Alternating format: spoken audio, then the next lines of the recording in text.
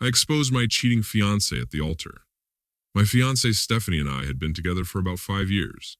We were high school sweethearts, and everyone thought we were perfect together. I'd always felt that she was the one for me. So when I finally proposed, I was ecstatic when she said yes. Fast forward to the big day, and everything seemed to be going smoothly. The venue was perfect, the weather was cooperating, and we were surrounded by friends and family who were genuinely excited for us. Now, let me introduce Jerry, my best man. He and I had been friends since elementary school, and I considered him a brother. Little did I know that my trust in him would be shattered within hours. The morning of the wedding, I received a text from an unknown number that simply read, "You need to know the truth." Attached was a series of screenshots detailing explicit conversations between Stephanie and Jerry. Apparently, they had been sleeping together for months, and the most recent message indicated that they had hooked up the night before our wedding. I was absolutely devastated. It felt like my entire world had come crashing down. My first instinct was to call off the wedding, but as I sat there stewing in my hurt and anger, I came up with an idea. I decided to expose both Stephanie and Jerry in front of everyone, to let them feel the shame and embarrassment that I was experiencing. So, I wrote new vows. Instead of the heartfelt words I'd initially prepared, I crafted a speech that would reveal the ugly truth about my soon-to-be wife and best man. I made sure that no one, including the other groomsmen, knew about my plan. As I stood at the altar waiting for Stephanie to walk down the aisle, I felt my heart pounding in my chest. I could see the excitement on everyone's faces, and it took everything in me not to break down. When she finally arrived looking stunning in her wedding dress, I felt a mix of sadness and rage. The ceremony began, and it was finally time for us to recite our vows. I took a deep breath, looked Stephanie right in the eyes, and said, "I, Jacob Anderson, take thee, Stephanie Miller, to be the cheating expletive that you are."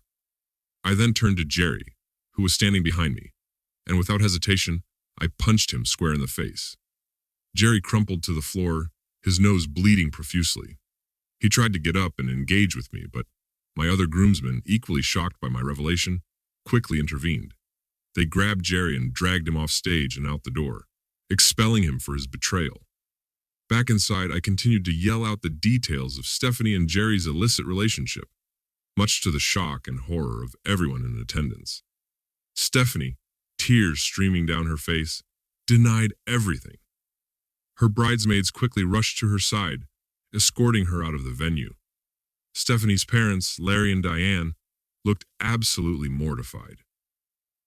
I apologized to Larry for the money he'd spent on the wedding, knowing that it had all been for nothing. The once joyous atmosphere had turned somber, and the guests began to disperse, leaving the venue staff in a state of disbelief. Outside, Stephanie's parents were arguing with each other, and she was nowhere to be seen. I managed to call my own parents and reassured them that I would be okay. It was a difficult conversation, but they eventually understood that I couldn't have gone through with the wedding knowing what I knew. In the end, they supported my decision, even though it had turned our special day into a complete disaster. My buddy Mike, who had been one of my groomsmen, offered to go on the honeymoon with me. At first I hesitated, unsure if I was up for a vacation after everything that had happened, but he insisted that I needed to get away and clear my head. With nothing left to lose, I agreed. We hopped in the limo that was supposed to take Stephanie and me to the airport and headed off on our impromptu bro vacation. As we traveled, I couldn't help but feel a strange sense of relief. In a way, I was glad that I had found out the truth before committing myself to a life with someone who had betrayed me so deeply. When we arrived at our destination, a beautiful tropical island, I realized that Mike was right. I did need this getaway. As the days passed, we spent our law time lounging on the beach, exploring the island, and just enjoying life. To my surprise, I found myself feeling happier than I had in a long time. One night while at a beachside bar, Mike and I met a group of stunning women. They were friendly and fun, and we all hit it off instantly. As the night progressed, we danced, laughed, and even indulged in a bit of flirting. It was refreshing to feel desired and appreciated after everything that had happened. Eventually, Mike and I ended up hooking up with a couple of the girls, and I couldn't help but think that maybe the single life wasn't so bad after all. I had always imagined myself getting married and settling down, but now the thought of being free to explore and enjoy life without the constraints of a relationship seemed incredibly appealing. As our vacation came to an end, I couldn't help but reflect on everything that had transpired. My life had been turned upside down in a matter of days, but somehow I felt like I'd come out stronger for it.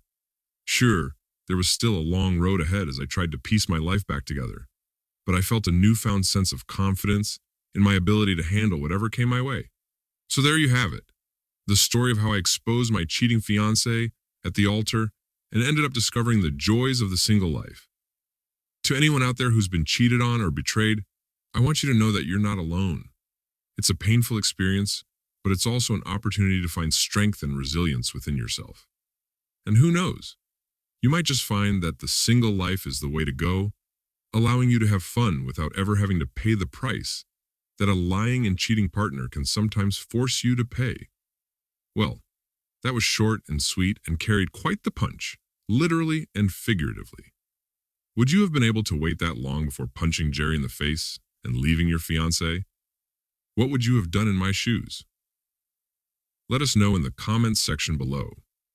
When you subscribe, be sure to click the notification bell. Click here for more. Cheating Secrets Podcast.